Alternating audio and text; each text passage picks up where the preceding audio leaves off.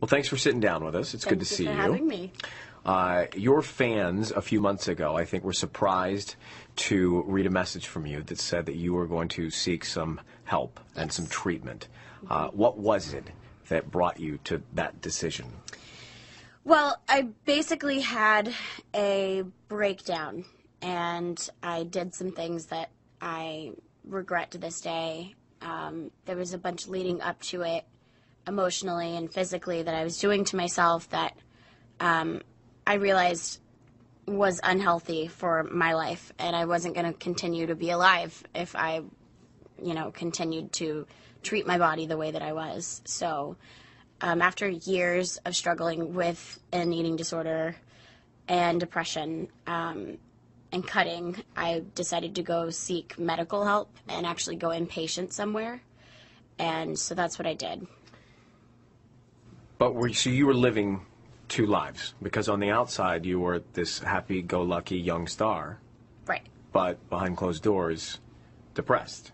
Right. I mean, it was night and day. Like, on camera, I could totally turn it on. And that's part of being an actress and being a musician. You go on stage, and no matter what you're dealing with behind closed doors, you go out there and you put on a show. You know that phrase, the show must go on. Sure. Well, the show did go on, but this time it was without me. And I had to basically put my personal life in front of my career, which was very difficult for me because my career is all that I had known, and face my problems head on. So when you say that this happened for years, how young were you when you started to have personal issues and eating disorders and the depression? I was struggling with depression as early as 7 years old, and just like suicidal thoughts and things like that, which I knew was abnormal for a kid. Have you figured out why? Yes. Why? When I went into treatment, they diagnosed me as bipolar. So I had been bipolar for however many years, as far as I could remember, and had never been treated for it because I didn't know. And, and there's also other things that added up, and I just, looking back, I was unmedicated for so many years, and it led to so many problems, and which eventually led me to some of my biggest problems, which were anorexia and bulimia and cutting. And so during all of this, who knew about it? There was the occasional seeing my wrists from my co-stars or people that I worked with or my family, and then there was also the people noticing my eating behaviors, and it definitely wasn't natural at all. I would always go to the bathroom after dinner, and some people noticed, and then I always played it off, but for the first time in my life, I really got help in October of last year. And you made a decision to Yeah. quit the television show. You made a decision to be proactive and handle it, and you made a decision to talk about it. Right. Why do you feel like you should talk about it, and why do you want to talk about it? I was having dinner with another actress last night, and her name is Brittany Snow, and she's the co-founder of this organization called Love is Louder. And we were talking about it last night, about how we've both struggled from issues and with eating and cutting. And one of the biggest things that we talked about was how thankful we are that we are proactive about it, because so many people don't talk about these issues. And we were just talking last night, and I was thinking, you don't realize how many girls are suffering and nobody even knows, or nobody does anything about it because it's become the norm, or it's such taboo to talk about cutting and self-harm. And people have to take a stand, and I feel like with the voice that I was given musically, I also have to make it very aware that there are issues that need to be addressed. And if I can help somebody by telling my story, I'm going to do that 100%. And Demi, what have you learned most about yourself going through this process and how to stay on the right track? It's a daily journey, and it's definitely going to be a struggle that I'll have to deal with for the rest of my life. And, you know, I get frustrated sometimes. I'm just like, why couldn't I have been born normal? Like, this sucks. But that's how it is with addiction, and that's how it is. It's just, it's going to be a daily battle, and I'm not going to be perfect. But as long as I wake up in the morning and I eat my breakfast and I say, look, I'm going to eat this meal for right now. I'm going to eat for the rest of the day. I'm not going to self-harm, and I'm not going to do anything self-destructive. If I can make it through the day, I can make it.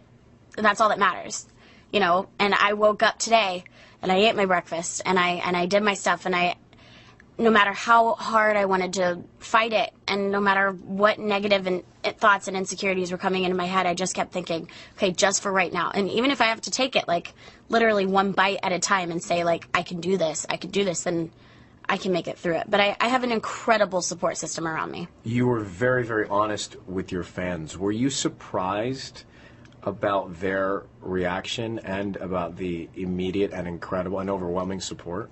Yes, I was absolutely surprised, because it's hard to build up the courage to go into treatment in front of the spotlight or not. But then you add the pressure of so many people who told me, don't turn out like this starlet, don't turn out like this person. But yet, here I was, you know, I was fighting in my head, if I go into treatment, and people are going to think that I'm like this troubled actress, you know, because that's rehab. And I didn't want to be listed as one of those people. But then I remember thinking, oh, you've been suffering for years, and you got to put yourself first. And I was shocked to see how many people supported me in going in and getting help, because I wasn't expecting that. I honestly thought that people were like, oh, another actress in rehab. And when I saw the support, there were fans that tattooed a heart on their wrist every day that I was in treatment until the day I got out. It was amazing. It was incredible. And I was that's honestly one of the things that got me through it. And speaking of tattoos, I know you have symbolic tattoos. Yes, I do. Tell me have about yours. Stay and Strong on my wrist, and it's and then a little heart that my fans would draw on their wrist every day, and some people got it tattooed them. And I decided to get it whenever I got out of treatment, partially because I wanted to cover some of the scars from before, and also because I wanted to remind myself every day, and it's on my hands when I look when I wash my hands, when I brush my teeth, whatever I do, I look at my hands and it says stay strong, and then I have that heart to remind me of the fan support. Music is something that is such a passion. Music is my boyfriend. Music is, we now know who she's dating. Yes, music is my boyfriend. And Skyscraper, which is a hit single, congratulations. Thank you. Is a very personal song to you. Mm-hmm. Tell me about why that song spoke to you and what you feel when you sing it. When I first heard the song Skyscraper, I hadn't written on it, and I heard it and I didn't care. I was like, oh my God, this song is incredible.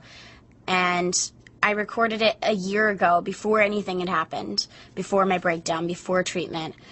And I recorded it, and I was just pouring tears in the studio. Like, I was almost doubled over at some points, and just in pain. And I remember thinking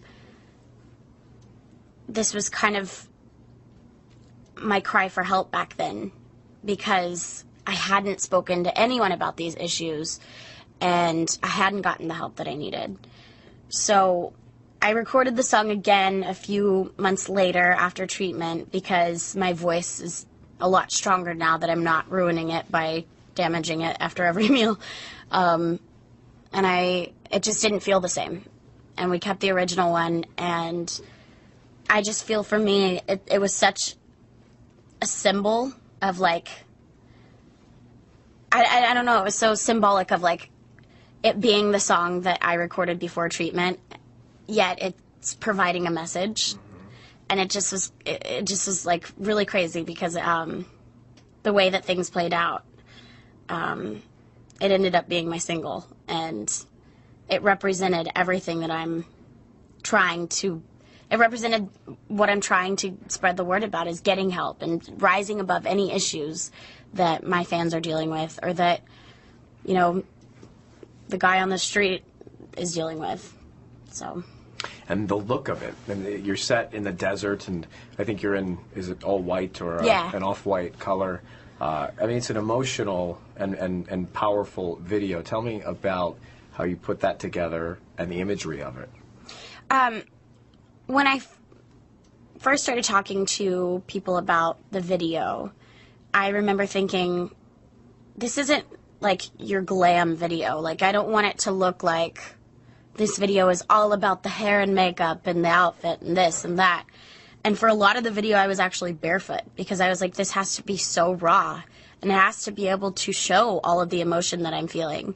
So we went to a director named Mark Pellington, and he put this incredible treatment together, and there were so many things that represented my addictions to my eating disorders in the video, and self-harm. There was one there was one shot where I'm unraveling this black fabric and I'm taking it off, and it just represented that toxicity that took over my mind for so long, that almost oozed out of every pore that I had because I was suffering inside. And in the video, I'm taking it off, and I'm walking on broken glass, and I'm powering through it. And that video was an emotional release for me. It was almost like therapy. And I cried my eyes out in a few takes, and even when they yelled cut, I kept crying because I was like so emotionally invested, and I had already gone to that place mentally, and I couldn't get out of it. And and so they rolled again, and I just kept crying, and I kept going, and it felt so good. It was like therapy, and that's when I realized this is what music and music videos are all about. And it ends, it's a lingering ending with the last shot and last few frames of a red heart. Tell me about that. The red heart is protected by this glass, and it's a glass heart, and it can be easily broken, and the shield is broken. But at the end of the video, the heart is never broken. It had been protected for so long, but at the end of the video, even though its shield had been broken down, it's still standing strong. And that's kind of how I look at my problems and my issues. It's like, yes, my mask had been torn down, and I was completely vulnerable for so long. The whole world knew my problems, everything, like, and I wasn't going to lie, I wasn't going to hold things back. Why lie? Why hold things back? Everyone finds things out anyways. So I had to be completely honest, I had to be completely vulnerable, and then it ended up working for me because I was so vulnerable, I was able to reach out to people. And I have fans now that say, because of you, I quit cutting.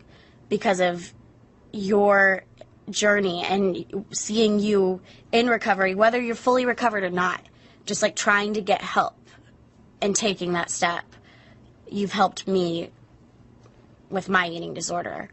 And yeah, that's just more than what any, #1 song on iTunes could do for me. You seem at peace. You seem happy. Yes. Your spirit seems genuinely that. Yes. Is that where you are right now? Right now, yeah. For today, I'm really happy, and I'm really excited about life. And, I don't know what could happen tomorrow, but I know that if something did happen tomorrow, I know that I would keep trying.